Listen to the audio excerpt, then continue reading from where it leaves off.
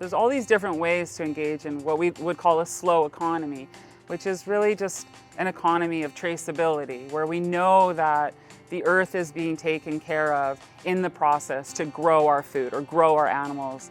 And when we have that traceability in food, then we can really ensure that that quality of life and also that environmental impact, that human impact is considered, and that those people are taken care of as they should be. They are supporting us, and this is a way that we can show reciprocity to them and support what they're doing.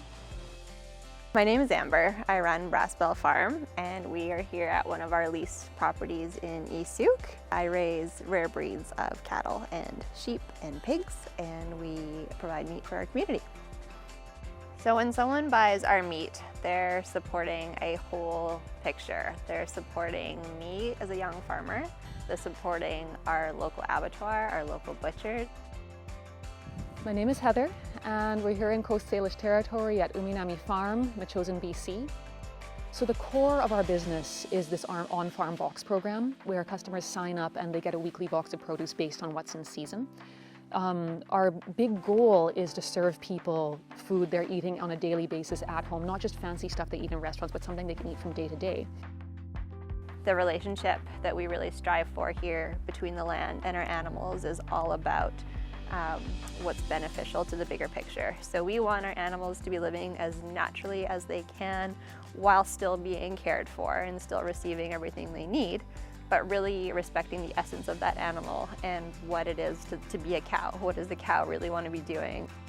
I think when you support local food, because you see the farmers and because you're around it and kind of see how hard it is, you do kind of pay more tribute to the produce that you buy or the meats that you buy, and you try to use it all. You make stocks out of the bones. You try to kind of find out ways to do right by something that took somebody so long and so hard. It's nothing harder than farming and fishing. Like, that's it. It's actually really funny because people come to the farm and buy vegetables and they thank us, but we also need to thank them because we couldn't do this without customers.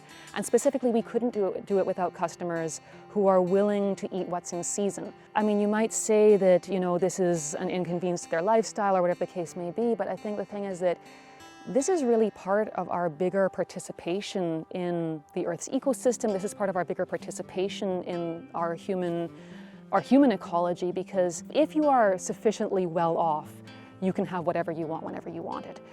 But the thing is, the Earth just wasn't designed for any of us to live that way. So I've been farming for about 12 years, and this past year has definitely been the hardest one that I have experienced. We had our feed rationed, we had hay shortages, we had a drought, we had flooding. Things that I've never had to deal with before suddenly were our reality. So it's been really interesting this past winter actually experiencing real supply chain disruptions where trucks can't get through the mainland, and suddenly you're seeing gasoline rationing at the gas station and this kind of a thing. And I think it really brings home the fact that in an emergency, we only have 3 days worth of food on Vancouver Island. But if you look back in the 1960s, Vancouver Island was producing 85% of the food that was eaten here.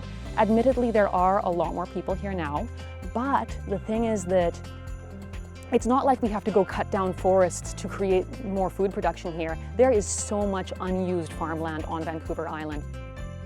Nature is remarkably good at creating an environment, especially here on Vancouver Island and in British Columbia, where we can produce food year-round. And we used to do this.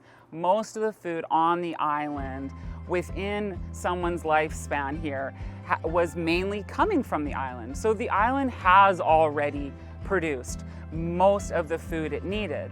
It was only through a globalized, capitalized, monetized food system through the 70s and 80s that we got away from that. I do want people to feel hopeful. I mean, there is a vibrant food community for them to tap into. So that's the good news. The food community is there. Well, one thing that I suggest with people that are trying to find ways to eat locally and sustainably and on a budget is to just have curiosity in trying new things. Things like bone broth. I mean, you can get so much nourishment for not a lot of money just by using bones that you get. Don't get hung up feeling guilty that you aren't doing more to eat ecologically or eat locally or whatever the case may be. Just look at your life and ask yourself, what's one small step further I can take? That's something I can do regularly. Because even buying one lettuce a week, you're still supporting local farmers in some way. If we lose our farmers on the island because they couldn't make a go of it year-round and feed themselves, let alone their families, then we will lose the people that know how to tend the land in a sustainable and thoughtful way. So it's really important that we make these choices today as much as we possibly can.